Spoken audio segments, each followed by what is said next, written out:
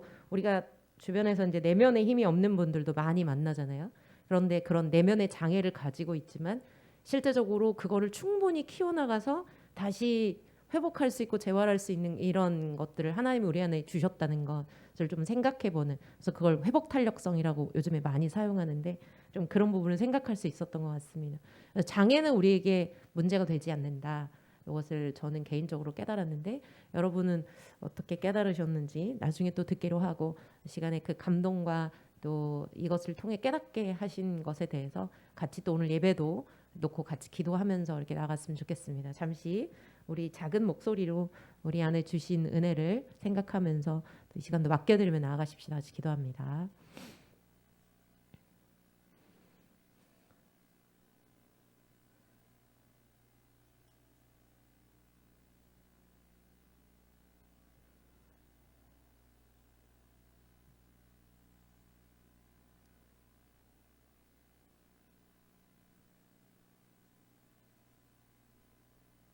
하나님, 이 안드레아의 삶을 우리에게 또 보여주셔서 감사합니다.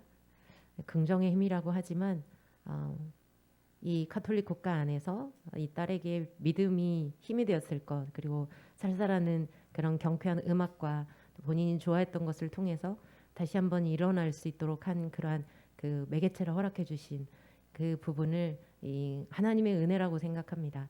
아버지, 우리의 삶에 때로는 힘든 시간이 있고 넘어질 수 있지만 우리 이 자신이 영원히 멸망하지 않도록 우리의 힘이 되어주시고 주변에 또 외적인 자원들을 주변의 친구들이나 또 정말 함께할 수 있는 교인들 이렇게 붙여주시고 가족들도 붙여주셔서 이겨나갈 수 있도록 하신 하나님 감사합니다.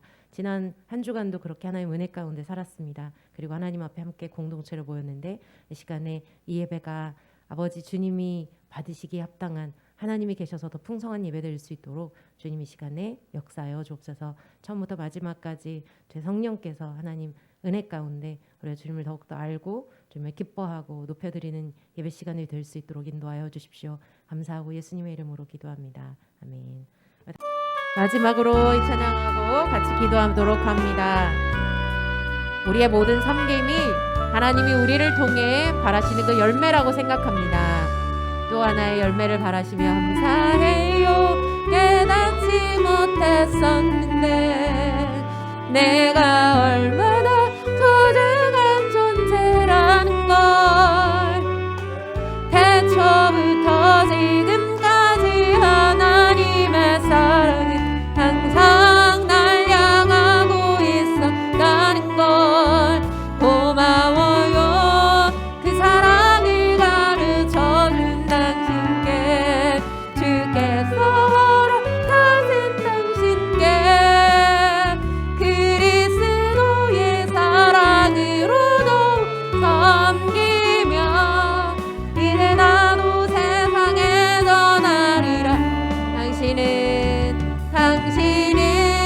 사랑받기 위해 드리고 계서라 전하기 위해 아멘. 주께서 택하시고 이 땅에 지으셨네. 또한 열매를 바라시며 다시 한번 감사해요. 감사해요.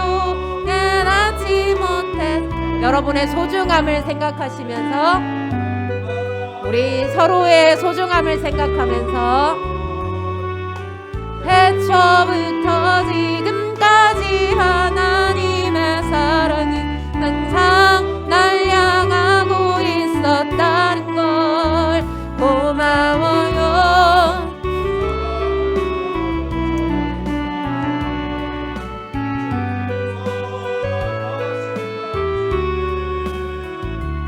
그리스도의 사랑으로 더욱 섬기며 이제 나도 세상에 전하리라. 당신은 사랑받기 위해 그리고 계서라 전하기 위해 주께서 택하시고 이 땅에 지으셨네. 또 하나의 열매를 바라시며 시간 우리 같이 기도하실 때, 제가 어저께 다른 교회 임직식에 다녀왔는데 거기에 장로, 장립, 그리고 또 권사님들, 안수 집사님들을 세우는 그런 시간이었습니다. 오늘 우리가 부른 찬양이 섬김의 아름다움, 그리고 하나님께 결국은 주님께 나중에 인정받을 천사도 흠모할 만한 우리의 직분들이라고 이렇게 찬양하는 가사들이었습니다. 안드레아가 저렇게 또 자기의 사명을 감당하는 장애가 있음에도 불구하고 그것을 통해서 많은 사람들을 격려하고 다시 한번 일으켜 세워주는 그 일들을 볼 때, 우리의 받은 직분들이 교회 안에서 받은 직분이지만 결국은 예수 그리스도의 제자를 삼는 일에 이것은 교회에서 주는 게 아니라 하나님께서 여러분에게 주셨다라는 것을 여러분도 잘 아실 것입니다. 저에게도 이 직분을 주신 것은 하나님이시고 우리를 부르신 것은 하나님이 우리 가운데 주셨지요. 그래서 이 시간에 같이 기도하실 때, 하나님, 제가 하나님이 그 부르신 직분과 사명을 끝까지 주님 안에서 감당할 수 있게 해주십시오. 다시 한번 일깨워 주시고 직분에 이름만 붙이는 것이 아니라 저 역시도, 목사님도 동일하게 하나의 교회를 섬기면서 하나님, 우리가 더욱더 회개하고 우리의 모든 부르심을 하나님 때문에 주님 사랑하기 때문에 끝까지 감당할 수 있게 해달라고 같이 기도했으면 좋겠습니다. 우리가 열매 맺는 그런 삶을 살고 우리 교회가 열매 맺는 그러한 삶을 살아내는 공동체가 될 수 있도록 해달라고 이 시간에도 같이 기도했으면 좋겠습니다. 이 시간에 주님의 그 생명이 함께하고 주님의 성령께서 역사하셔서 우리가 계속 동기부여 받고 힘을 얻고 나아갈 수 있는 공동체가 되게 해달라고 시간에 같이 함께 기도하도록 합니다. 같이 기도하겠습니다. 하나님 아버지, 감사합니다. 아버지, 주님이 나를 부르셨습니다.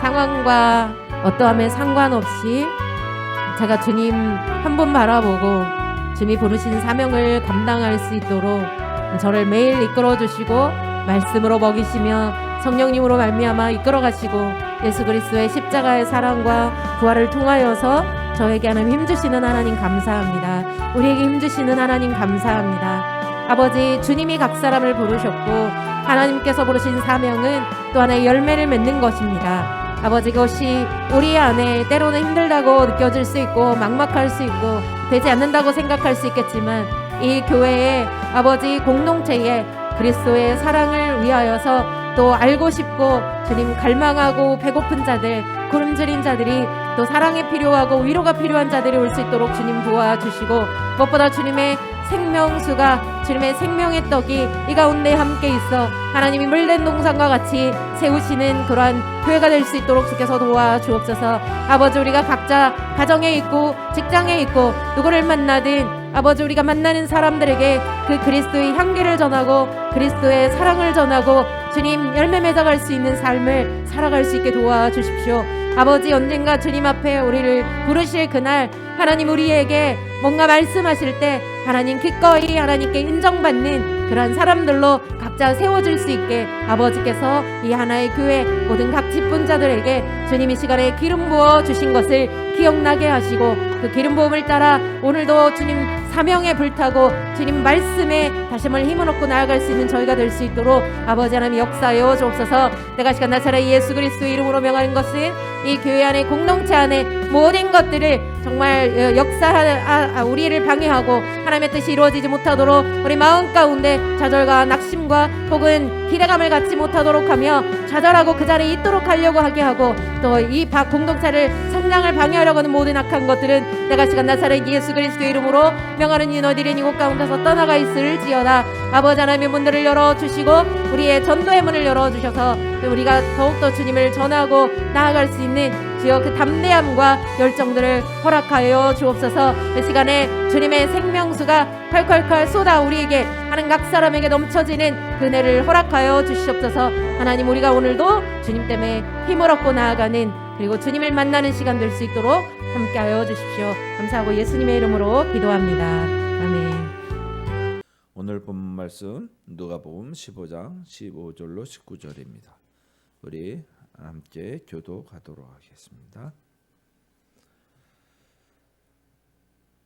가서 그 나라 백성 중 한 사람에게 붙여 사니 그가 그를 들로 보내어 돼지를 치게 하였는데 그가 돼지를 먹는 지어 열매로 배를 지우고 이에 스스로 돌이켜 이르되 내 아버지에게는 양식이 풍족한 품꾼이 얼마나 많은가 나는 여기서 주려 죽는구나. 내가 일어나 아버지께로 가서 영화를 드리고 다 함께요. 지금부터는 아버지의 아들이라 일컬음을 감당하지 못하겠나이다. 나를 품꾼의 하나로 보소서 하리라 하고. 네, 오늘 본문을 통해서 품꾼의 하나로 보소서라는 제목으로 함께 은혜를 나누겠습니다. 함께 기도하십니다. 아버지 하나님 감사드리고 또 감사드립니다. 아버지 연일 이어서 비가 내리는 봄비에 따뜻한 단비를 내려주셔서 만물이 또한 이 봄 가운데 솟아나게 돼 아버지 하나님의 영광스러운 그 자체를 보여주게 하심을 또한 감사드립니다. 아버지 하나님 실록이 우거진 이 계절에 아버지 하나님께 다시 죽었던 나뭇가지에 새 음이 돋듯이 우리의 영혼도 주님께 드릴 수 있는 영광의 새 음이 들 수 있도록 새싹이 날 수 있도록 아버지 하나님 은혜 내려 주시옵소서. 아버지 하나님 영혼의 담배를 내려 주신 것 같이 오늘 본문에서 아버지 하나님께 주신 그 말씀을 받아 아버지 하나님의 뜻을 알게 되는 놀라운 역사가 우리 가운데 있게 하여 주시옵소서. 감사드리며 우리 주 예수 그리스도 이름으로 기도합니다. 아멘. 품꾼의 하나로 보소서. 너무 잘 아시는 제목이죠. 예, 너무 잘 아는 비유고 오늘 본문을 통해서 한번 우리가 다시 한번 새겨야 할 이야기가 뭐냐면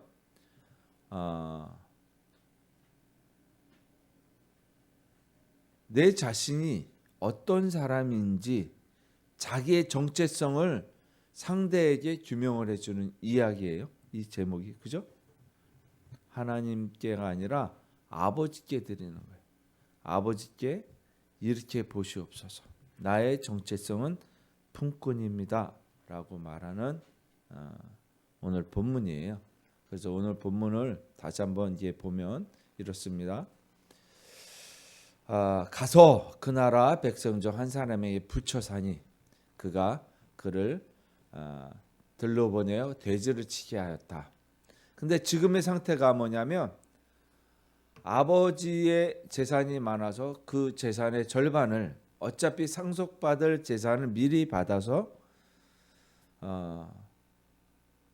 흥청망청 쓰다가 그 재산을 다 탕진해버리고 나서 돈이 없어서 들러 나가서 돼지를 치게 되는 거예요. 더군다나 목동도 아니고 그냥 돼지를 친다는 거 굉장히 치욕스러운 유대인들이 돼지를 부정한 짐승으로 보기 때문에 돼지를 기르지 않아요. 그렇죠? 근데 그런 것도 자기의 정체성 자체가 살기 위해서 이제 그 직업을 택할 수밖에 없었다라는 거죠. 자기의 정체성을 잃어버렸다는 이야기예요. 그게 바로 이제 그 정도로 심각한 상황, 생명을 붙이기 위한 그 상황에 있었다. 그런데 사람이 품꾼으로서 대가를 제대로 받지를 못했는지 그 품삯이 어땠는지는 그건 몰라요. 어찌 됐는지 빚을 져가지고 빚을 갚고 있었는지 어땠는지 몰라요. 이런 상황이에요. 그러니까 자기의 품삯으로 자기의 생명 유지조차도 하기 힘든 상황이었던 거예요. 예. 그래서 가축의 돼지의 식량을 대신하여 배를 채우고자 했던 거예요. 이 주엽 열매가 뭐냐면 주엽 열매가 뭘까요? 뭐라고 생각하세요? 조집사님 주엽 열매 뭐일 것 같아요? 주엽 열매? 잘 모르세요? 그러니까 우리나라 말에 있는 거 보니까 있긴 있는 것 같아. 그죠? 외국어가 아니잖아. 쥐염열매라는 게 도토리 열매, 도토리. 그래서 도토리 묵을 우리나라 사람들이 반찬으로 내놓잖아요. 그러면 얘기하는 게 뭔지 아세요? 이거 동물 사료를 왜 우리 사람이 먹냐. 그래서 도토리라고 얘기하면 이거 가축의 사료인데 왜 사람이 먹느냐 이렇게 얘기하는. 잘 모르니까 그런 거죠. 그게 얼마나 좋은 식량인지 모르는 거죠. 어쨌든 이 쥐염 열매를 먹었어요. 그러면서 이제 느끼는 독백이 있습니다. 자, 17절에 보면 내 아버지에게는 양식이 풍족한 품꾼이 얼마나 많은가. 나는 여기서 줄여 죽는구나. 굶주려 죽게 생겼구나. 그 쥐염 열매도 많지는 않은 것 같아요. 예. 돼지들이 다 먹어서 남은 거를 아마 먹었는지. 야, 이거 참 나는 돼지보다도 못한데 신분 상승을 해서 차라리 품꾼이 되는 게 낫겠다. 근데 지금 품꾼이 되어져 있잖아요. 품꾼이. 근데 그것마저도 취급을 못 받고 자기의 권리를 받지를 못하는 상황이 돼버린 거예요. 어쨌든 굉장히 참 희한한 아마 사채를 쓴 것 같아. 제가 봤을 때. 그렇죠. 그렇게까지 이렇게 몰릴 상황이 아니잖아요. 돼지치면 품삯을 받아서 유지를 하면 되는데 그것도 안 돼서 돼지 밥도 모자라다는 거예요. 그러니까 뭔가 모르게 이게 품꾼이 된 게 그 가축의 주인이 아마 그 사람에게 빚을 졌기 때문에 그것마저도 먹기가 힘든 그런 상황이 아니었겠느냐 이렇게 볼 수밖에 없죠. 근데 본문은 그거를 추정하는 거는 전혀 의미가 없어요. 어쨌든 그런 상황이라는 거예요. 그래서 돼지보다 못한 처지에 있는 자기 자신이 조금 나은 삶을 살기를 원하는데 자기가 선택할 수 있는 거는 이 동네에서 아무데도 자기가 풍족하게 배부르게 먹을 수 있는 데가 없는 거예요. 이 세상에서는 오직 한 군데가 있어요. 아버지의 품꾼밖에 없는 거예요. 자기가 머리를 디밀고 생명 유지를 할 수 있고 살부치라고 말할 수도 없는 차라리 품꾼 종으로 내가 가면 그래도 풍족하게 먹고 살지 이렇게 굶어 죽진 않겠다. 이런 생각을 하게 된 거예요. 그래서 하는 이야기가 그래서 벌떡 일어나서 아버지께 가서 이르기를 아버지 내가 하늘과 아버지께 죄를 지었사오니 지금부터는 아버지의 아들이라 일컬음을 감당하지 못하겠나이다. 아들이라 감당하지 못한다는 것. 저는 이제 아버지의 아들이 아닙니다. 근데 뭐라고 얘기하냐 앞절에 아버지 내가 어디에요? 하늘과 아버지께. 아버지께라면 재산에 대해서만 이야기가 되는 거야. 재산에 대해서. 그죠? 자기는 그렇게 생각한 거야. 계산을 해왔어. 그냥 아버지하고 나하고의 인연은 아무것도 없어.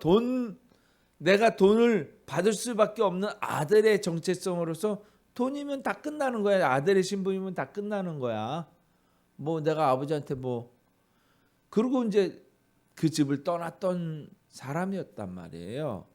그래서 아버지에게는 사실상 자기가 할 수 있는 얘기가 아무것도 없어요. 이미 끝난 거야. 계산이 끝난 거야. 자기의 법으로 아버지와 아들 관계에서 돈을 받았으니까 계산이 끝난 거예요. 근데 살다 보니까 지금 아버지한테 돌아간다는 거는 뭐예요? 죄를 지었다라는 것은 말이 안 되는 거야. 자기가 돈을 받아서 나왔을 때 그 위치에서 보면. 그죠? 자기가 갖고 있는 계산법으로는 아버지라고 부를 수 있는 게 아니라 이미 끝났어. 그러면 남아있는 게 뭐예요? 남아있는 게 남이야, 남. 아버지는. 그런데 아버지가 나를 고용해 줄까라는 게 있는 거죠. 그죠? 근데 오히려 아버지 입장에서는 네가 그런 식으로 살았으면 나도 너하고 의절하겠다. 관계 끊겠다. 이런 상태나 마찬가지란 말이에요. 자기의 법대로라면. 그런데 들이민다라는 건 뭐예요? 은혜를 구하는 거예요. 플리즈 하는 거예요. 플리즈. 그죠? 아버지한테 한번 봐주세요. 무슨 면목으로 한번 봐달라고 하냐고요. 무슨 면목으로. 가능할까요? 우리 조 집사님 만일에 우리 빈이가 그랬다면 어떻게 하실 거예요? 재산을 여태껏 있는 거에서 다 가져갔어. 반을. 그러고 나서 한 10년 후에 빈털터리에 왔어. 그럼 어떻게 하실 거예요? 후려쳐야죠. 그게 맞는 거죠. 한 대라도 때리든지 고쳐서 쓰든지. 마음은 믿지만 부모의 마음은 똑같은 거예요. 내가 자식이 생각하는 것처럼 계산적으로 될 수 없다는 거는 부모는 그건 본능이에요.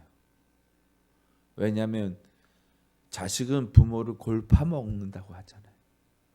그래서 옛말에 부모는 등 터져 죽고 자식 새끼는 배 터져 죽는데요.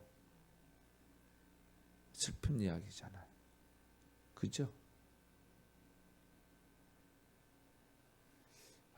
그 말을 하니까 갑자기 좀 우울해지네. 그죠? 우리가 부모한테 어떻게 해왔는지를 이제 기억하는 거야. 보면은 가슴이 아픈 사람들은 아마 적어도 부모가 그랬었지. 적어도 한국인의 정서는 이게 있어요. 이게 가족이라는 희생의 부모님이 계셨다는 거 우린 기억해요. 근데 뭐 이웃 나라를 욕하는 건 아니지만 개념이 달라요. 저쪽에서는 우리처럼 그런 개념으로 부모 자식 간의 성립이 되는 것 같지만 그렇지 않다는 게 있어요. 정서사 놀라운 거죠. 어쨌든 이 상황은 너무나 다 잘 알고 있는 거예요. 그래서 아들이 하는 이야기가 뭐냐, 뻔뻔하게 품꾼으로 보소서. 지가 뭔데 주문을 해? 지가 뭔데 명령을 하냐고요. 고용해 주세요. 그러니까 플리즈 하는 거죠, 사실은. 품꾼이라도 되게 하여 주시면 안 될까요? 이 얘기예요. 자, 볼게요. 렘브란트의 그림이 있는데요. 이 돌아온 탕자라는 그림이 있어요. 한번 보세요. 예. 한번 보시죠. 앞에 보시면 조금 어둡지요. 이 그림 전체가 좀 어두워요. 근데 어디가 밝아요? 한번 보세요. 주집사님, 어디가 밝은 것 같아요? 밝은 부분이 어디 있어요? 여기 앞에 보면, 화면에 보면 어디가 밝아요? 자, 이게 돌아온 탕자인데 아버지예요. 왼쪽이. 그리고 무릎 꿇고 있는 게 둘째 아들. 이 첫째 아들이에요. 이 화면에서, 그림에서 밝은 부분이 어디예요? 둘째 아들과 아버지, 그리고 요 얼굴이죠. 첫째. 스포트라이트. 하이라이트를 주었어요. 그림에.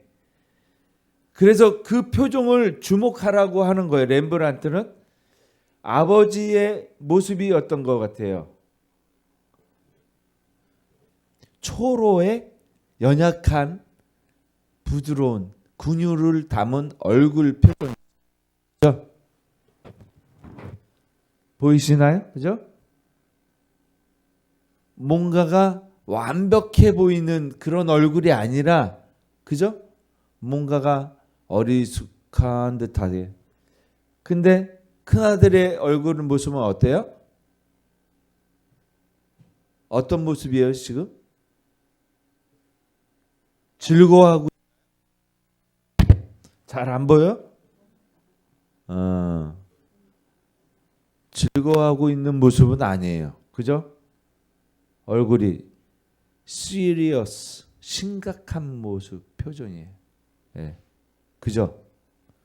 자, 여기에서 특이한 점, 그림을 잘 살펴보면 특이한 점들이 있는데, 먼저 아버지의 그 얼굴 모습이 어때요? 조금 어리숙한 듯하게, 그죠? 그러면서 정말 뭐라 그럴까, 눈에 진물이 난 그런 모습 아닐까요? 약간의, 그죠?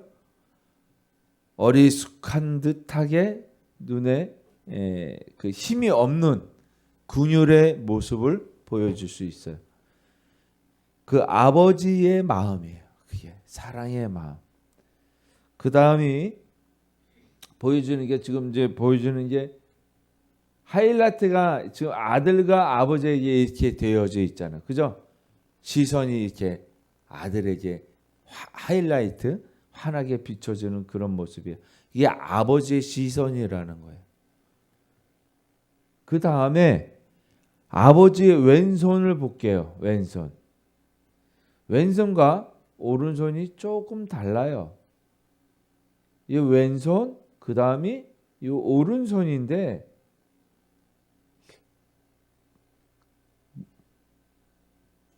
조금 언밸런스죠? 그죠? 언밸런스죠? 왼손은 거친 손이에요. 오른손은 남자의 손 같지 않지요. 어머니의 손이. 즉 거칠게 살아온 아버지의 부권을 얘기하는 왼손과 사랑을 담은 어머니의 따뜻한 손길, 오른손을 표현하고 있는 거예요. 오른손이 바로 아버지, 어머니의 사랑, 부모의 사랑을 얘기하는 거예요. 부드러움, 다시 한번 받아들이는, 그리고 등을 감싸고 있는 걸 볼 수가 있는 거죠. 그렇죠? 자, 그리고 이 아들의 모습을 보면 아들은 뭔가가 뾰루퉁한, 그죠? 냉철한 모습을 가지고 있어요. 그리고 아들의 손을 한번 보면 어떻게 되어 있냐면, 손을 감싸주고 있는데 왼손은 밝고 오른손은 어두워요. 그쵸? 왼쪽과 오른쪽을 항상 잘 살펴봐야 돼요. 그래서 이 이야기는 뭐냐, 바른 손이라고 하죠. 우리나라도 바른 손이 어둡다라는 건 그쪽이 어둡다라는 거예요. 그죠? 바른 손이 어둡다라는 거예요. 아버지의 바른 손, 오른손이 어머니의 손, 자의 손이라는 거예요. 그죠? 그런 표현이 있고, 또 이 밑에 아들의, 큰아들의 발을 보면 지금 어두워서 잘 안 보이는데, 정말 이게 왼발만 보여요. 오른발이 안 보여요. 그죠? 오른발이 안 보여요. 왼발만 보여요. 아마 오른발을 뒤로 뺀 것 같아. 그죠? 왼발만 있는 거예요. 자, 그리고 이제 탕자의 모습을 보면 두 발이 있어요. 왼발은 신발이 벗겨졌죠? 오른발은 신발이 신겨져 있어요. 자, 그리고 그 탕자의 허리춤에, 요 허리춤에 작은 칼이 있어요. 작은 칼. 자, 이것을 의미하는 바를 우리가 알아야 되는 거예요. 세상에서 방황하면서 살다가 왼발에 신은 신발은 다 벗겨졌어요. 그죠? 그러나 오른발에 있는 신발은 꿋꿋하게 신겨져 있는 걸 볼 수가 있어요. 그런데 그의 허리춤에 작은 칼이 오른쪽에 채워져 있다라는 거예요. 칼은 뭐예요? 우리가 예전에 아씨가 갖고 있는 가슴 품에 하나 넣고 다니는 게 있었어요. 그게 뭐예요? 은장도. 네. 마지막 결심을 얘기하는 거예요. 장도라는 것은 자기의 목숨, 결심, 결단 끝이에요. 자기가 지켜야 될 것이 있는데 그것을 하면 죽음을 가져가겠다라는 게 은장도예요. 그죠? 똑같이 이 칼이 채워져 있는 거예요. 예. 그는 옳은 탕자로서 가산을 탕진하고 자기의 재산을 다 날리고 아버지가 주신 그 유산을 다 날려버렸지만 오른발에 신겨져 있는 신발과 작은 칼의 허리춤에 있는 작은 칼은 그의 결심을 이야기하고 있는 거예요. 그러니까 우리 같으면 면목이 없어서 아버지에게 돌아가지 않겠는데 이 아들은 아버지에게 돌아갔다는 결심을 했다는. 결국은 무엇이냐면 큰아들의 오른손은 어둡고 오른발은 없어졌고 그 얼굴 표정은 냉철하게 냉담한 그런 표정이지만 이 탕자의 모습과는 또 대비가 되는 그런 모습을 보여준 거예요. 우리가 이것을 의미하는 것을 오늘 이 시간 깨닫기를 바랍니다. 자, 탕자의 입장에서 읽어볼게요. 시작. 지금부터는 아버지의 아들이라 일컬음을 감당하지 못하겠나이다. 나를 풍근의 하나로 보소서. 이 아들은 탕자의 아들은 자기의 정체성을 분명히 알았고 그리고 그때 돌아가서 아버지에게 이야기한 아버지의 시선을 어떻게 가져가야 되느냐. 자기의 정체성을 어떻게 했어요? 아버지 아들로서 정체성을 버렸어요. 이것이 뭐냐면 그리스도인의 마음이 되는 거예요. 그리스도께서 이 땅에 하나님의 아들로 나셔서 내가 보좌에 가겠습니다. 내가 이들을 위해서 죽을 이유가 없습니다. 라고 하셨으면 어떻게 되었을까요? 그리스도라 부름을 받지 못했을 거예요. 하나님의 뜻을 알지 못하는 아들이 되어버렸죠. 그렇죠? 그런데 그 자신을 어떻게 해요? 이 땅에 누더기가 되어서 그 죄인으로서 이렇게 십자가에 못 박혀 죽으셨다는 것을 상징하는 거예요. 내가 그 하나님 아들로서의 지위를 버리지 않으며 십자가에 못 박을 수가 없는 거예요. 우리와 같이 되었다라고 하는 표현이 그거예요. 그는 양 같아서 이사야서에서 분명히 이야기하고 있어요. 그가 우리와 같이 되어서 십자가에 못 박혀 죽으셨다라고 신구약 성경 동의 증거하고 있는 거예요. 그 정체성을 버리지 않으면 안 된다는 거예요. 그런데 우리는 어떻게 해요? 예수 그리스도와 같이 되게 해주세요 라고 얘기하는데 우리는 그 이야기가 뭐냐면 능력 있는 그분의 생명회로 인도하게 해주세요 라는 관점에서 보고 있는 거예요. 우리의 정체성을 버리려고 하지 않는다라는 거예요. 그 말에 같은 뜻이 있는 게 아니에요. 우리가 그리스도 작은 예수가 되겠다는 것은 뭔가 부귀영화를 누리고 권세 있는 하나님의 아들로서의 그 모습을 상징하고 있는 거예요. 작은 예수가 된다는 건 힘이 있는 예수를 생각하는 거예요. 우리는. 근데 사실상은요 그 죄인의 모습이 되겠다는 그분이 모습이 진정한 그리스도인의 모습인 거예요. 자, 다시 한번 입장을 봐서 아버지 입장을 볼게요. 읽어볼게요. 시작. 이 내 아들은 죽었다가 다시 살아났으며 내가 잃었다가 다시 얻었노라 하니 그들이 즐거워하더라. 아들을 다시 얻었다는 거예요. 죽었던 아들이 다시 살아왔다는 거예요. 이거는 분명한 불로소득이에요. 없던 재산이 온 거예요. 아들의 재산이 온 거예요. 재산이라 표현할 수는 없지만 탕자의 입장에서 보면 그것이 불필요한 존재, 품꾼의 하나일지는 몰라도 아버지 입장에서는 내 재산의 절반을 그거보다 더 많은 재산을 찾으신 거예요. 그죠? 아버지는 그렇게 여기고 있다라는 거예요. 죽었던 아들이 다시 살아났다는 거예요. 부활의 주님을 상징하는 거예요. 그죠? 다시 살아났다는 거예요. 그거는 전적으로 아들에 의해서가 아니라 누구에 의해서요? 아버지에 의해서요. 아버지의 은혜. 우리가 구원받는다는 것은 우리의 의가 아니라 아버지의 은혜인 거예요.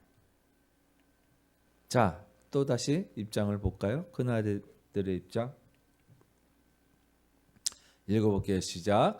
아버지께 대답하여 이르되 내가 여러 해 아버지를 섬겨 명을 여김이 없거늘 내게는 염소 새끼라도 주어 나와 내 벗으로 즐기게 하신 일이 없더니 아버지에 대해서 이야기하는 거예요. 이 입장이 어떤 입장이에요? 아들의 입장인 것 같아요? 큰아들의 입장이 뭐라고 얘기하냐면 계산해 봅시다. 나한테 한번 돈이라도 줘가지고 먹게 한 일이 있습니까? 품삯을 제대로 줘본 적이 있어요? 라고 얘기하는 거잖아요 지금. 그죠?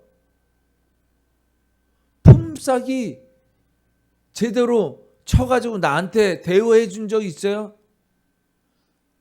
그러니까 뭘 얘기하냐면 내가 그렇게 열심히 일했는데 일에 대한 보상을 준 적이 있느냐, 그 이야기라는 거예요. 일한 것에 대한 대가를 얘기하는 거예요. 이것이 뭐예요? 율법적이라는 거예요. 이 큰아들은 내가 아버지한테 봉사했다라는 게 아니에요. 아버지의 일을 해서 보상을 받아야 되는데 보상조차 해주지 않더니만 이 얘기를 한 거예요. 그러니까 이 사람의 시각이 어떻게 된 거예요? 큰아들의 시각은 사랑의 시각, 아버지와 아들의 관계가 아니에요. 물론 탕자도 그렇게 봤기 때문에 그렇게 재산으로 취하고 나갔던 거예요. 두 아들 똑같이 본다는 거예요. 아버지를 그런 식으로 본다는 거예요. 하나님 내게 해준 게 뭐가 있어요? 교회 다니면서. 하나님 왜 이러시는 거예요? 왜 우리 가게가 망해야 돼요? 왜 내 딸이 아파야 돼요? 왜 내 부모님이 아파야 돼요? 하나님 뭐 하시는 거예요? 그 얘기하는 거예요. 율법적으로 우린 보고 있다는 거예요. 다. 품삯을 내가 다시 말하면 일을 했다라는 의의를 내세우고 있는 거예요. 내가 일을 했다고 변론하고 있는 거예요. 내가 일을 했다고 내 의의가 왜 어떠냐, 왜 보상을 안 해주냐 따지고 있는 거예요.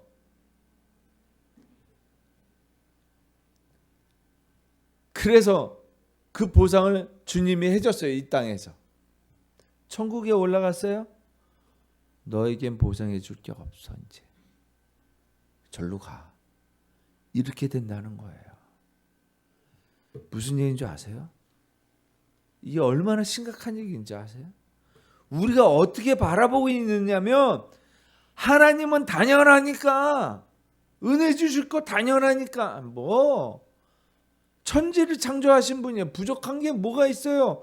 그러나 아들 삼아 주셨다면서 그럼 내 권리를 주셔야지요. 택도 없이 아버지 등 파먹어 놓고 그렇게 얘기하는 거예요. 우리는 구원은 우리의 의로 이루어지는 구원이 아니라니까요. 그죠? 여기서 분명히 나타나는 게 바로 그거죠. 자, 한번 읽어볼게요. 여기 로마서 4장 4절입니다. 시작. 일하는 자에게는 그 삭시 은혜로 여겨지지 아니하고 보수로 여겨져. 일을 했다고 얘기하잖아요. 로마서 4장 4절이 그 말씀이에요. 일하는 자에게는 그 삭시 은혜가 아니에요. 보수로, 정당한 보수로. 왜 그러냐면 일을 한다. 하나님이 일을 하지 않습니까? 이렇게 헌신하고 봉사하고 나 이 세상 살아갈 때 어떻게 하나님 자녀인 것처럼 그래도 남을 긍휼히 여기고 이렇게 하지 않습니까? 이렇게 따지는 한 그건 보수로 여겨진다는 거예요. 그래서 보수로 여겨지기 때문에 하나님도 보수로 갚아주시는 거예요. 너에게는 쌤쌤이야. 이 땅에서 내가 복 받았어. 하나님께 잘해서 쌤쌤 그렇게 얘기하는 순간 쌤쌤이야 하나님 그러시는 거예요. 이거 심각한 얘기예요 사실은. 쌤쌤이야. 내가 잘났다고 하는 순간 어떻게 해요? 야호하는 거라니까요. 절벽으로 떨어진다니까요. 잡고 있는 절벽에서 낭떠러지로 떨어지고 마는 거예요. 제가 항상 하는 얘기지만 구원은 우리가 받았다고 하는 순간 우리 속에 들어온 교만으로 인해서 그 보상에 대해서 우리가 요구하기 때문에 그 받은 보상을 즐거워하는 야화하는 순간 떨어진다고요.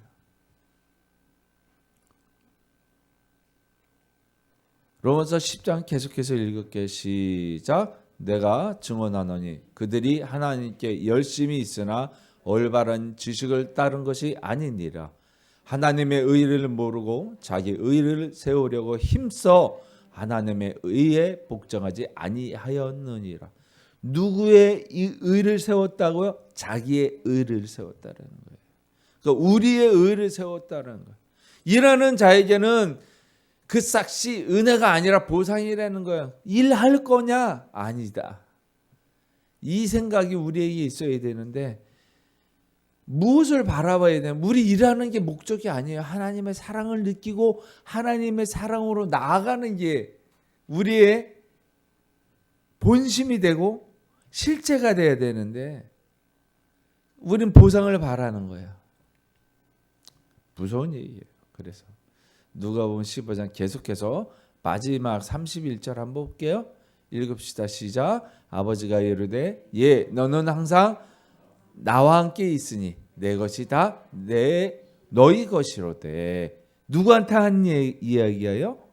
큰아들한테. 그래서 아버지가 너는 항상 나와 함께 있잖아. 근데 너 생각이 뭐야? 너도 떠날 놈으로 생각하고 풋풋상 얘기하잖아. 너는 내 안에 있는데 이미 받고 있는데. 주님 왜 교회 다니는데 저는 이렇게 하나님한테 헌신 봉사하고 하나님 사랑해 왔는데 이게 뭐예요? 라고 이야기하는 자에게 하나님 주시는 말씀이에요. 내 것이 다 너의 것인데 무엇이 문제니? 천국이 너에게 있는데 우리는 그 짧은 기간을 참지 못하는 거예요. 이 세상에서 복락을 누리고 가는 거를 지상 목표로 삼고 있는 거예요. 우리의 목적은 천국의 하늘에 있는 것이 아니라 땅에 있다는 것을 증명하는 말이에요. 그 말이. 땅에 불편하게 살아도 족하다라는 생각을 가진 자가 찾기 힘든 거예요. 하나님 보시기에. 왜 우리는 세상의 물질을 향하여 달려갈까요? 그러면서 그 물질이 없다고 하나님한테 왜 불평불만을 할까요? 이 사건이 어디서부터 시작이 됐는지 우리 찾아봐야 돼요. 그래서 교회에 다니는 거예요, 사실은. 내가 죽어도 족하다라는 생각, 그렇게 그리스도인이 되겠다고 처음에 맹세하고 하나님의 사랑에 너무 감격했었는데 변절이 돼버린 거예요. 죽어도 좋다라고 했는데 죽으면 안 되죠. 당연히 내가 유산 상속을 받아야지. 기업 이을자잖아요. 이렇게 얘기하는 거예요. 뻔뻔하게 양자된 자들이. 갈라디아 3장 7절 읽을게요. 시작. 그러므로 내가 이후로는 종이 아니요 아들이니 아들이면 하나님으로 말미암아 유업을 받을 자다. 유업을 받을 자라고. 그 하늘의 것을 사모해야 되는 거예요.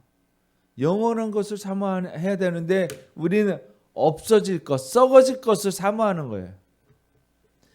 하나님 보시기에 너무 안타까운 거예요.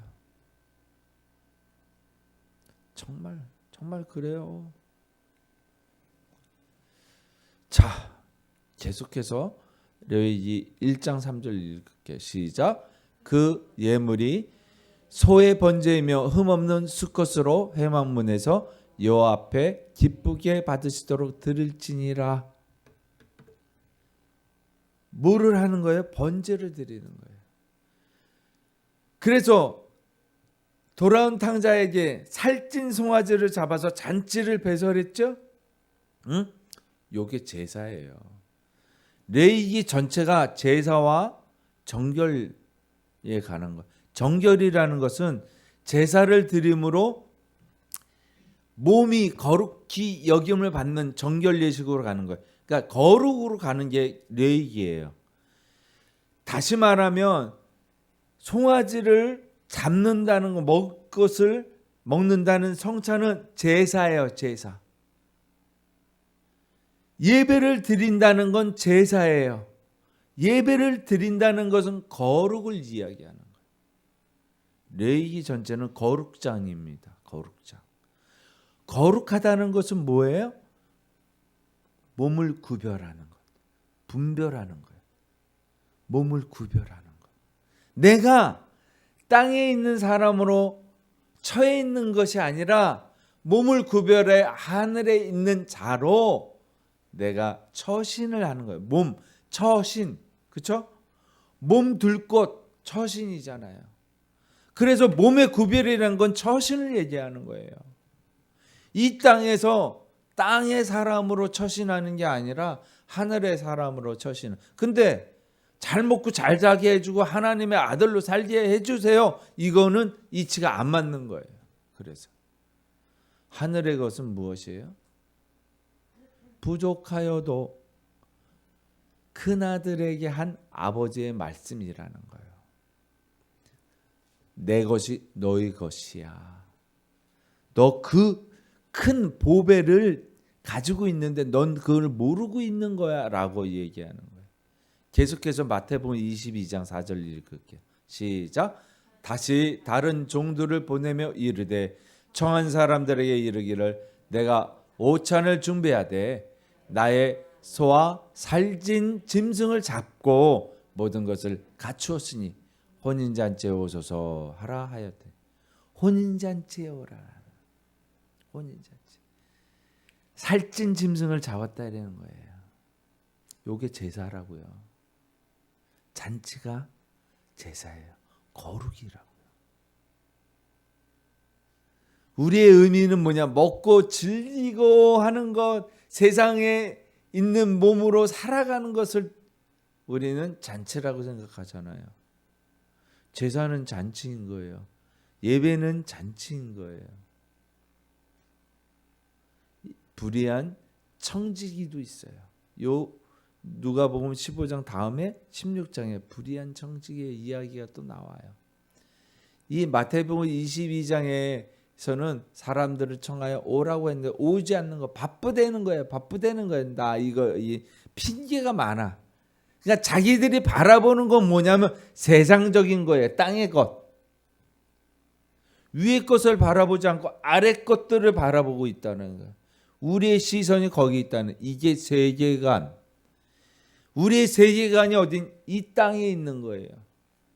우리의 세계관이.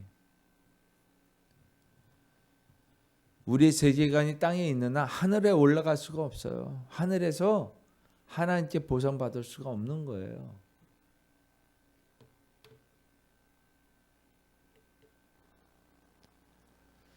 천국에서 초대된 죄인들이 있습니다. 이 22장 4절 계속해서 읽어볼게요. 시작. 다시 다른 종들을 보내며 이르되 청한 사람들에게 이르기를 내가 오찬을 준비하되 나의 소와 살찐 짐승을 잡고 모든 것을 갖추었으니 혼인잔치에 오소서. 그렇죠? 계속해서 읽을게요. 14절. 청함을 받은 자는 많되 택함을 입은 자는 적으니라. 청한 사람 많아요. 그 초대장을 받았는데 그 초대장에 들어갈 수 있는 사람은 적다라는 거예요. 놀랍죠. 이 결론이에요. 마태복음 22장의 결론이에요. 창세기 13장을 돌아가 볼까요? 우리가 처음부터 시작해 볼게요. 읽읍시다. 롯이 아브람을 떠난 후에 여호와께서 아브람에게 이르시되 너는 눈을 들어 너 있는 곳에서 북쪽과 남쪽 그리고 동쪽과 서쪽을 바라보라. 보이는 땅을 내가 너와 내 자손에게 주리니 영원에 이르리라. 내가 내 자손이 땅에 티끌 같게 하리니 사람이 땅에 티끌을 능히 셀 수 있을진데 내 자손도 세리라. 너는 일어나 그 땅을 종과 횡으로 두루 다녀보라. 내가 그것을 내게 주리라. 이에 아브람이 장막을 옮겨 헤브론에 있는 마므레 상수리 숲풀에 이르러 거주하며 거기서 여호와를 위하여 제단을 쌓았더라. 제단을 쌓았더라. 예배를 드렸더라. 눈을 들어서 보라고 그래. 그런 다음에 어떻게 하냐면 확인을 했어요. 그 땅이 좋아요? 안 좋다니까요.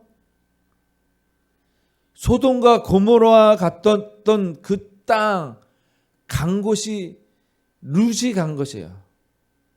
롯이 간 것이에요. 롯이. 근데 롯이 간 곳은 에덴 동산과 같았더라. 그렇게 보였어요. 그러나 아브라함이 본 땅은 황망한 땅이에요. 사막 땅. 그러면서도 경험해보라. 종으로, 횡으로 보라는 거예요. 다녀보라, 경험해보라는. 이게 예언이에요. 우리에게 받았던 하나님의 말씀을 지적 삶을 통해서 경험해보라는 거예요. 아브라함이 거기서 예배를 드렸더라. 제단을 쌓았더라는 거예요. 그러나 예배를 드린다고 아브라함이 계속적으로 하나님 말씀에 준하여 살았느냐? 아니죠. 우리가 알고 있어요. 그렇게 못 살았어요. 자, 무엇을 얘기하나? 읽어볼게요. 16장 16절에서 17절 시작. 율법과 선지자는 요한의 때까지요. 그 후부터는 하나님 나라의 복음이 전파되어 사람마다 그리로 진입하느니라. 그러나 율법의 한 획이 떨어짐보다 천지가 없어짐이 쉬우리라. 이 누가복음 15장에 그 앞에서는 드라크마의 비유가 있어요. 돈의 비유가 있어요. 그 전에 있는 이야기가 뭐냐면 100마리의 양 중에서 한 마리의 양을 잃어버렸어요. 15장 볼게요. 앞에 볼게요. 15장 1절에서 7절까지 있어요. 그죠? 요게 양의 비유예요. 100마리 양. 그 한 마리 양을 찾아서 어떻게 해요? 7절에서 찾아보세요. 어떻게 해요? 한 마리 양 찾은 다음에 어떻게 합니까?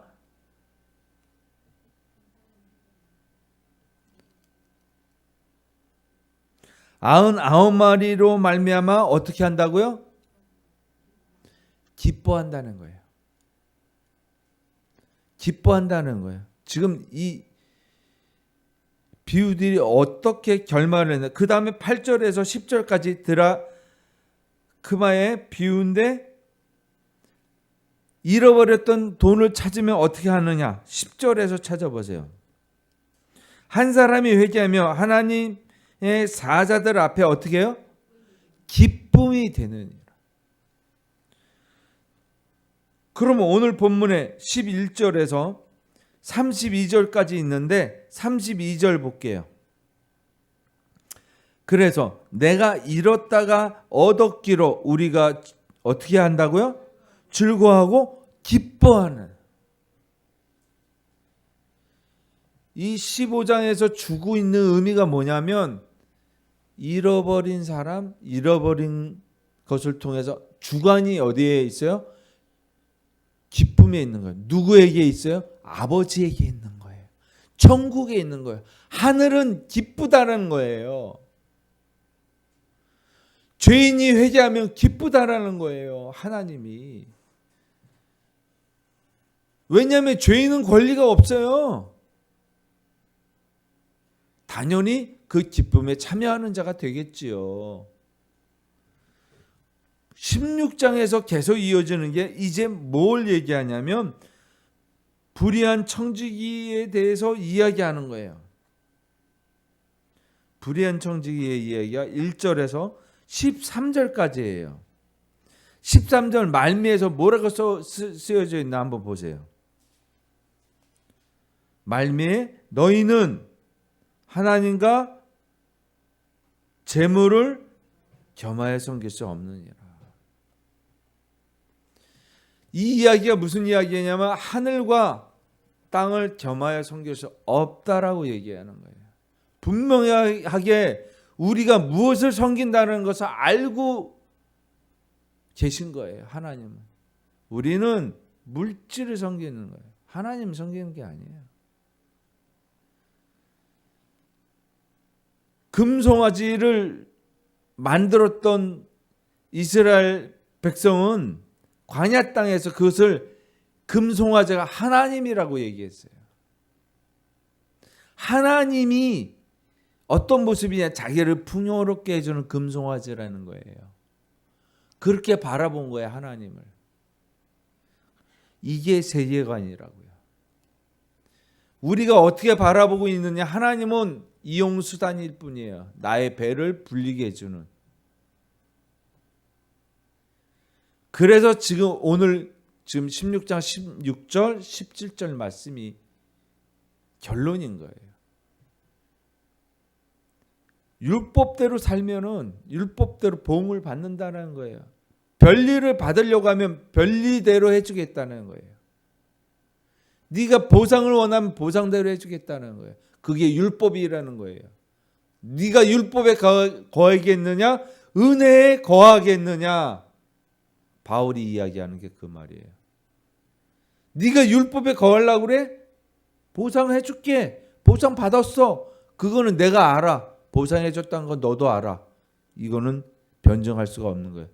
이건 확실한 거예요. 우리는 착각하는 거. 근데 더 플러스 1 플러스 1, 1 플러스 10을 우리는 원하는 거예요. 네가 은혜로우면 내가 은혜로 가는 거고, 네가 율법으로 오면 율법으로 보상해 주겠다는 거예요. 이 말씀이 있는 거예요, 우리에게. 아무런 이야기가 없습니다. 그래서 오늘의 결론은 무엇이냐? 하나님께서는 분명히 성경에 쓰여졌어요. 신명기에 이에는 이, 눈에는 눈. 또 로마서 2장에 분명히 있어요. 6절에. 행한 대로 보응하리라. 성경 말씀은 1.1획도 변하지 않는, 떨어지지 않고 이루신다는 거예요. 그렇게 얘기했는데 너네는 다른 얘기하니 이 이야기를 한다는 거예요.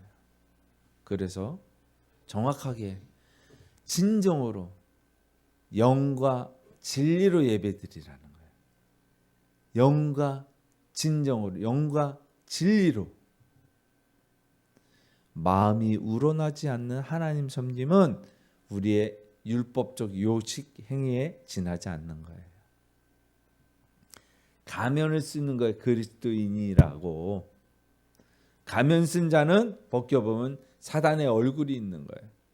양의 탈을 쓴 늑대인 거예요. 사단의 모습을 닮아 있는 거예요. 우리는 양의 탈을 쓰고 있는 거예요. 이 탈을 벗었을 때 그 양이 있어야 되는데 사단이 있는 거예요. 우리 속에서 진정한 모습은 우리의 삶의 열매를 통해서 나타나는데 그것은 가면으로 가려줄 수가 없는 거예요. 저와 여러분 항상 회개하면서 진정한 마음으로 하나님을 사랑하는 그 마음으로 사시기를 주의 이름으로 축원하겠습니다. 오늘 주보에 결혼에 관해서 썼어요. 결혼에 관해서. 이 결혼은 주님과의 결혼을 의미하는 것이에요. 혼인잔치에 가실 분들 저와 여러분입니다. 진정으로 사랑하는 신부의 모습으로 신랑을 맞이하러 가는 저와 여러분이 되기를 주의 이름으로 축원하겠습니다. 기도하십니다. 아버지 하나님 감사합니다. 오늘도 또한 주님의 말씀을 통하여 우리에게 진리의 말씀을 전해주신 우리가 살아왔던 삶을 돌아보게 하시고 그 삶 과정에서 주님을 혹여나 잘못 섬기고 잘못 바라봐 왔던 것들을 회개케 하여 주시어서 주님이 주시는 복의 근원이 될 수 있도록 아버지 하나님 인도하여 주시옵소서. 다만 아버지께 아뢰옵는 것은 품꾼의 하나로 봐달라는 우리의 고백이 될 때까지 주여 이 손을 놓지 말고 주님이 인도하는 대로 그 발걸음에 맞춰 나아가게 하여 주시옵소서. 은혜를 더하여 주실 것을 믿사오며 거룩하신 우리 주 예수 그리스도 이름으로 기도합니다. 아멘.